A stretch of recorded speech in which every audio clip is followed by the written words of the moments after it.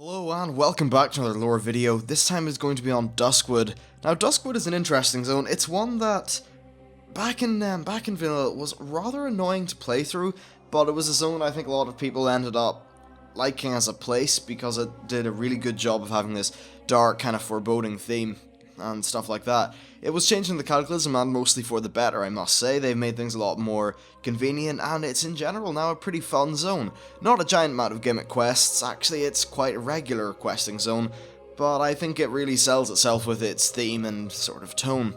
So let's talk about the general lore of the place first. Now it's located in the southern sort of area of the Kingdom of Stormwind, just under the Elwyn Forest actually, and has two sizable towns called Darkshire and Ravenhill. Now this was all fine until the area was overcome by shadow, and how did that happen? Well, a night elf by the name of Velindi Starsong, that's a very night elven name, came to the woods carrying this thing called the Scythe of Elune. Now, unknown events happened, and eventually this scythe found its way into this mine, which is called in-game Roland's Doom. I can assume that encounter didn't really go very well for Roland. Now, whatever happened to this, we're not really sure, but she was likely killed by something which didn't really approve of the sort of things she was doing. The weapon was later found in the mine by a guy called Jitters. Jitters is perhaps a little bit of an interesting name, don't really know what his parents were thinking there. So Jitters, once he picked up the mine with his team of men, what happened is, basically, darkness sort of fell over the place. Jitters picked it up and it triggered the summoning of a lot of Worgen. They ripped everyone apart from poor old Jitters, who ended up escaping with the weapon. He was hunted across the woods by the Worgen, but he was able to get away and be free of the Scythe's curse, at least for long enough to reach the Jorgen's farmstead.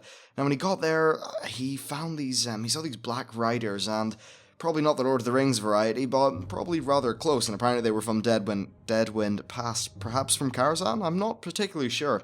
So he ended up ditching the scythe in the Jorgen farmstead, and watched as the riders slaughtered Sven Jorgen's family. Interesting, apparently some Scandinavian guy found his way there.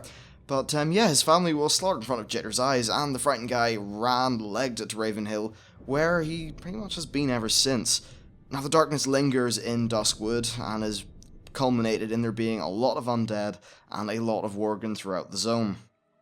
Now it's unclear what actually happened to the Scythe of Elune. It could have been taken back to Karazhan by the Black Riders, or it could just be lost.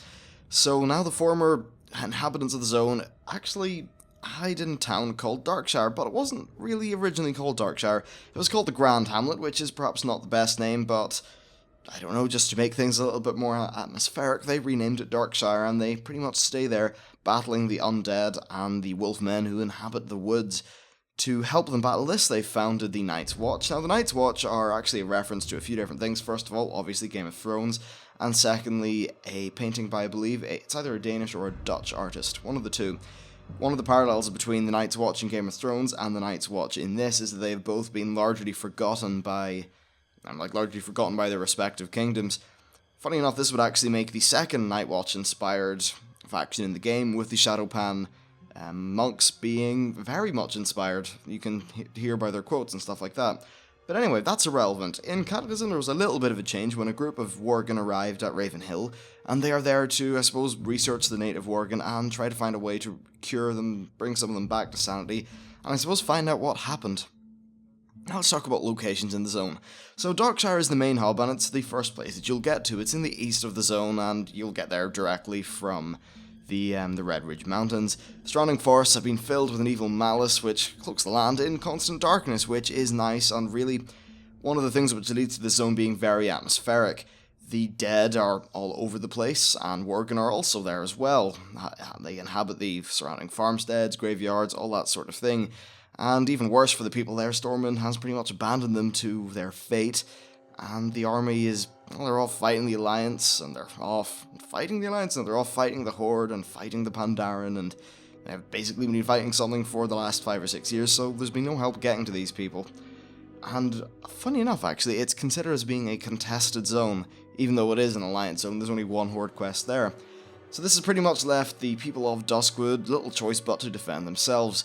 This led to the formation of the Night's Watch, which is ran by Aletha Ebonlock, who is the daughter of the local big man. And by big man, I mean mayor. That's it.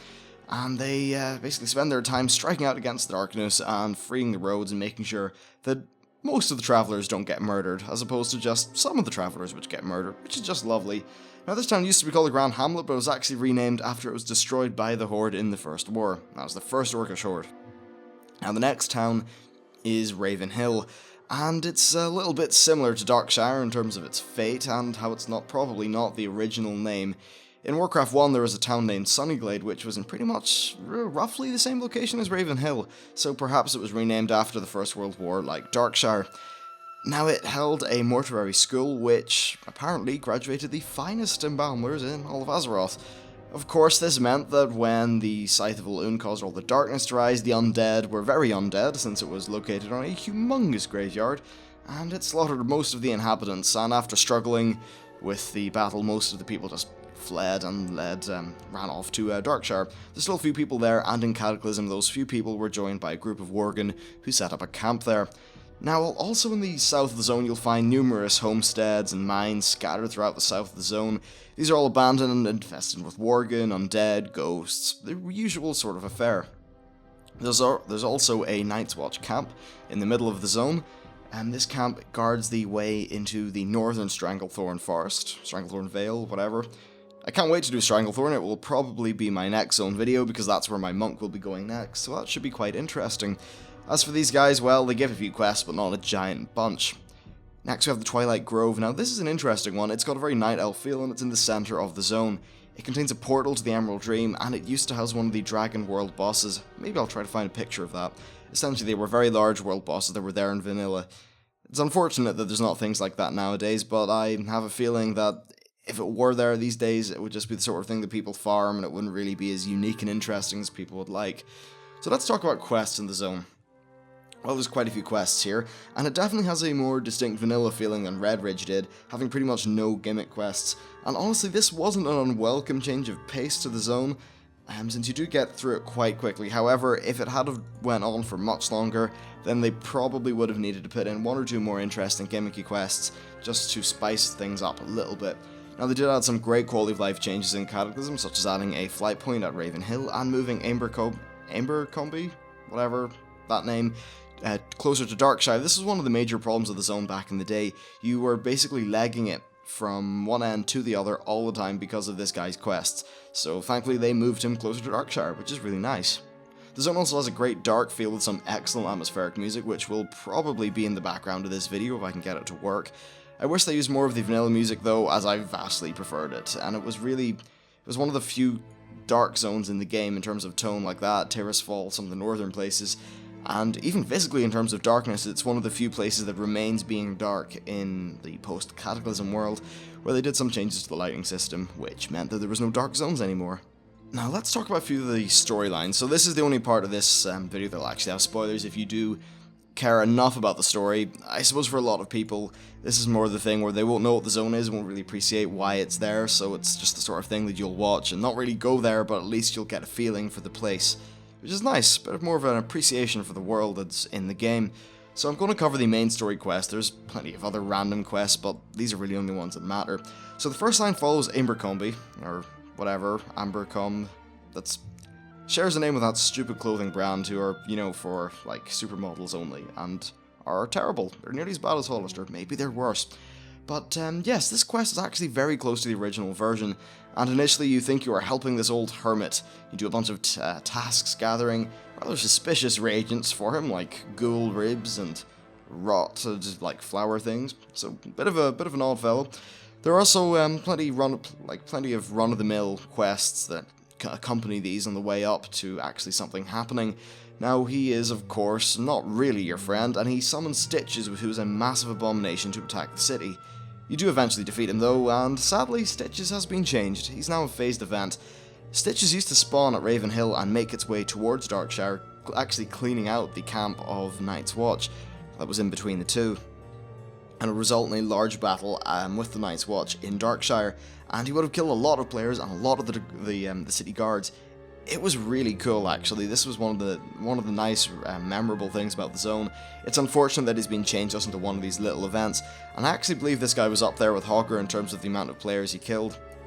And the next one follows the story of two brothers, Stalvan and Tobias Mismantle. It's got a rather interesting sort of story, focuses on the Worgen, and I guess it comes to a pretty decent conclusion. I mean, it's not the most interesting of quests, there's no interesting mechanics or many things like that. It's just, well, it's just a plot thread, I suppose. Now finally we have Ravenhill, and there's actually some pretty good story here. So first you learn about jitters and all that sort of stuff, the things that went down at Jorgen's mill, things like that, which is pretty cool. And then you also do some battling with a lich, which is a little bit of fun. Could have been expanded on a little bit, it felt like a slight afterthought. But I think they did quite a good job of making a few different self-contained stories in this zone and then following through with them. Now finally there's a group quest about killing this fallen paladin called Mor Ladim. There's a weathered grave to the north of the graveyard that is also north of Raven's Hill. It ends with a pretty cool soloable 3-player boss, so that's enough fun, I guess. And that's it for the zone. And that's really all there is to say about it. I mean, I've covered the story, the quests, and that's all there particularly is in a leveling zone. In terms of ultra cool loot, I don't think there's a massive amount here. But yeah, I just thought it's a nice atmospheric zone, a little bit of a break in terms of mechanics and stuff. Although hopefully when I move into Northern Stranglethorn, I would like to see a little bit more mechanics in the quests. Although I would like it, I was happy with the zone in the way that they continue the quests being not hyper-linear, sort of like high-level Cataclysm style. They still have a reasonable degree of freedom, and you do feel like an adventurer going to town, getting quests from different people, and then going out and resolving them, which is definitely a nice feeling, and I think a very important part of an RPG. There should always be the main story quests, and then other things to do alongside them, instead of it just being main quest, main quest, main quest, main quest, grinding, grinding, grinding, like it has been in Cataclysm, and quite a lot, I thought, in Mists of Pandaria, especially in things like Too Long Steps or something like that. But anyway, that's it for the video. Hope you enjoyed it. If you did, please consider liking and subscribing. And with that, I'll see you next time.